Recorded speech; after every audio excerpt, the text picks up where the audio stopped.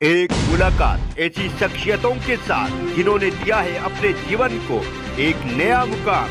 रूबरू कराएंगे ऐसी कुछ हस्तियों के साथ एक खास शख्सियत के साथ मुलाकात जयदेव पटेल के साथ नंबर 1 इंडिया न्यूज पर। नमस्कार व्यूअर्स, मैं जयदेव पटेल और आप देख रहे हैं नंबर 1 इंडिया न्यूज। आपका एक बार फिर स्वागत है एक खास शख्सियत के साथ मुलाकात प्रोग्राम में। आज हम बात करेंगे हरियाणा विधानसभा चुनाव की तारीखों का ऐलान हो चुका है। ऐसे में सभी पार्टियां कमर कसकर चुनावी मैदान में उतर चुकी हैं। हर पार्टी अपनी तरीके से कोशिश कर रही है हर वर्ग को कहीं न कहीं संभालने की, समझाने की और अपनी तरफ वोट में तब्दील करने को लेकर के।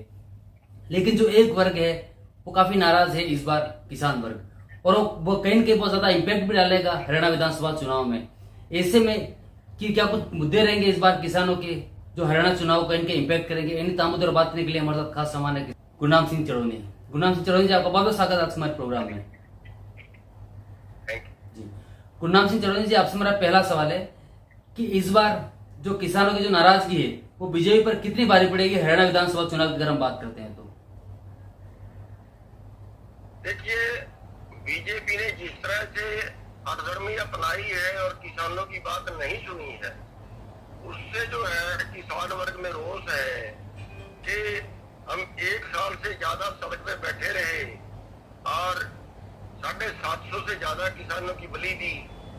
उसके बावजूद भी जो सरकार ने आश्वासन दिया था, उस आश्वासन के ऊपर सरकार खड़ी नहीं उतरी है। हालांकि बिल्कुल अब लास्ट में आके घोषणाएं की हैं हरियाणा सरकार ने, लेकिन वो भी केवल चुनावी घोषणाएं हैं। वो भी विधानसभा में एमएसपी की बात जो उन्होंने कही थी वो पास नहीं की है। तो इसलिए किसान वर्ग के अंदर रोष है। और जैसे पिछले साल जून में हमारे ऊपर लाठीचार्ज किया गया, बहुत से किसानों को जेल में डाला गया, हालांकि एमएसपी पे खरीदने का उन्होंने वादा किया था। तो वो सारी चीजों का जो मिलान है वो एक आक्रोश पैदा कर रहा है किसान वर्ग के अंदर, और इसलिए किसान जो है वो बीजेपी से खफा है। जी गुरनाम सिंह चढ़ोनी जी, किसान कहीं न कहीं बीजेपी से खपा है जैसा आपने बताया, तो क्या किसान इस बार कांग्रेस समर्थन में वोट करेगी? क्योंकि कांग्रेस भी कहीं न कहीं इस बार जो मैनिफेस्टो अपना लेकर के आ रही है या फिर चुनाव जो सभाएं कर रही है उसमें किसानों के हितों की बात बहुत ज्यादा कर रही है।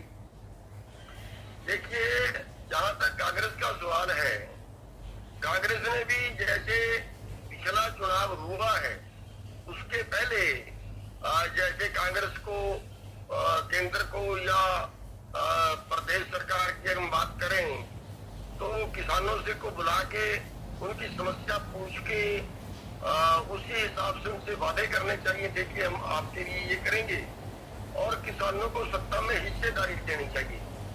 अब भी जो चुनाव है इनमें भी किसानों की हिस्सेदारी की बात नहीं कर रहे हैं। जो किसानों के ने अपनी कुर्बानियां दे के जो माहौल खड़ा किया है जिससे आज कांग्रेस को फायदा हो रहा है, वो कांग्रेस का उसमें कोई कुर्बानी नहीं है, किसानों की कुर्बानी है। किसानों की कुर्बानी से बीजेपी के खिलाफ माहौल पैदा हुआ है, उसका फायदा कांग्रेस उठा रही है, और बिना हिस्सेदारी के, बिना किसानों को कुछ दिए ऐसे सोच रहे हैं कि जैसे अब की तो हमारे बस घर गंगा आ गई है और अब किसानों को पूछने की जरूरत नहीं है। तो वो किसानों को कोई हिस्सेदारी वो भी नहीं डालना चाहते, ताकि किसान अपनी बात जाके संसद में, विधानसभा में रखे। इस हालत में किसान ना पहुंचे और दबा रहे, उनके आगे भी किसान ना बोले, ऐसा कांग्रेस की आज की जो नीति है वो इस तरीके से चल रही है। जी गुरनाम सिंह चढ़ोनी जी, इस बार हरियाणा विधानसभा चुनाव में जो राकेश टिकैत हैं जो किसान नेता, उनकी तरफ से कहीं सीटों की अगर बात पे जवाब दिया गया कि 60 सीटें कांग्रेस को मिलने जा रही है और 20 बीजेपी को, तो आंकड़ों के लिहाज से बात करें तो आप इससे कितना इत्तेफाक रखते हैं? देखिए, जो दोनों बीजेपी है और कांग्रेस है, अगर इनकी नीतियों का मिलान करें तो कोई ज्यादा फायदा मतलब कोई चीज उसमें नहीं है कि बीजेपी को हटा के कांग्रेस को बना दें, या 2014 में कांग्रेस को हटा के बीजेपी को बना दिया था। तो उन चीजों से किसान को फायदा नहीं हुआ जी। इसलिए हमने की बार हरियाणा में संयुक्त संघर्ष पार्टी का गठन किया है, और हम लोगों से ये अपील करते हैं कि वोट आपकी है, वोट किसान वर्ग की है, लड़ता भी किसान वर्ग है, मजदूर वर्ग लड़ता है, मजदूर वर्ग की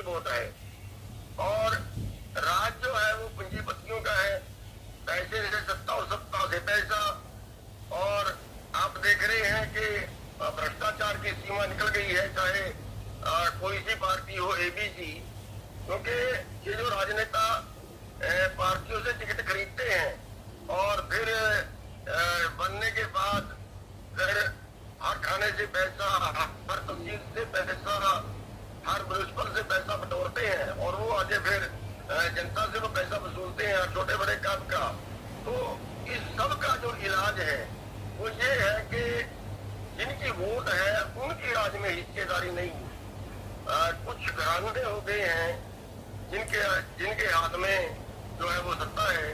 तो इसलिए हमने पार्टी का गठन किया है कि आम जो जनमानस है, किसान है, मजदूर है, छोटा दुकानदार है, रेडी फड़ी वाले हैं, उनका भी राज में हिस्सा होना चाहिए, क्योंकि वोट उनकी है और उनकी वोट से ये पार्टियां राज में आती हैं और फिर उन्हीं का शोषण करती है।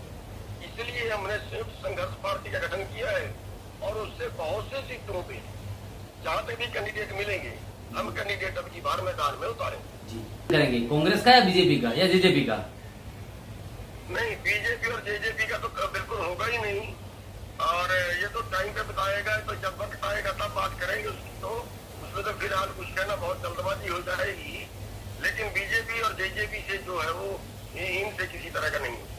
जी तो इस बार सर कौन से मुद्दे हावी रहेंगे हरियाणा चुनाव में, ये मेरा आपसे एक आखिरी सवाल है।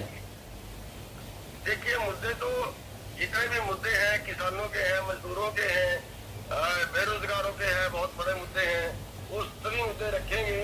जैसे बुढ़ापा पेंशन है वो 8,000 करने की बात की है, किसानों को 12,000 रुपए पर एकड़ मुआवजा देने की हमने बात की है, मतलब जो खर्चे के लिए देने की बात की है। हर बेरोजगार को 5 लाख रुपया फ्री में रोजगार करने के लिए देंगे। जो शिक्षा है वो पूरी तरह फ्री होगी, जो इलाज है वो सबका पूरी तरह से फ्री होगा। जो बेरोजगारी भत्ता है वो बढ़ाएंगे और जो रेडी फड़ी वाले हैं, दुकान वाले हैं, उनको आर्थिक सहायता भी करेंगे, उनकी हर तरह से हेल्प करेंगे। ये सभी मुद्दे आम जनमानस के सभी मुद्दे जो है वो साथ में लेके चलेंगे। जी गुरनाम सिंह चरौदा जी, आपने हमारे लिए समय निकाला, उसके लिए आपको बहुत बहुत धन्यवाद।